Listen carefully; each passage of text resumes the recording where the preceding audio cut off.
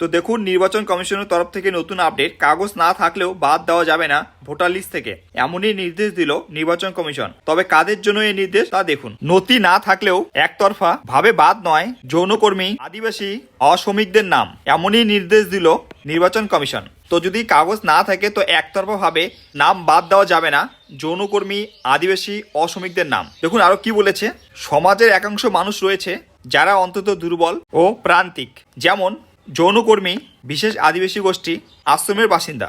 তো এই সমস্ত লোক যারা সমাজে রয়েছে তারা অন্তত দুর্বল ও প্রান্তিক, এমনই মনে করেছে নির্বাচন কমিশন।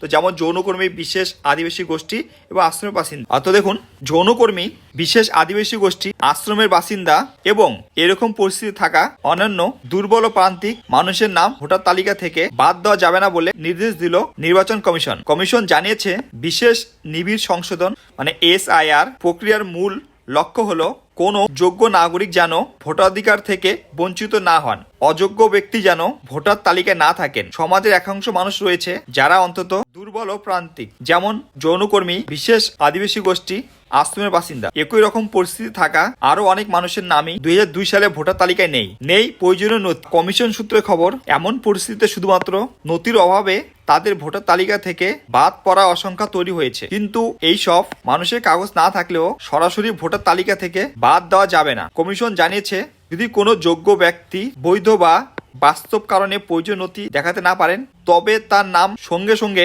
ভোটার তালিকা থেকে বাদ দেওয়া যাবে না। তো সমাজে যারা এমন মানুষ রয়েছে তাদের জন্য এমনই সিদ্ধান্ত নিয়েছে নির্বাচন কমিশন, যে কোনো কারণে যদি তাদের নথি না থাকে তাদের একতরফাভাবে তাদের ভোটার লিস্ট থেকে নাম বাদ দেওয়া যাবে না।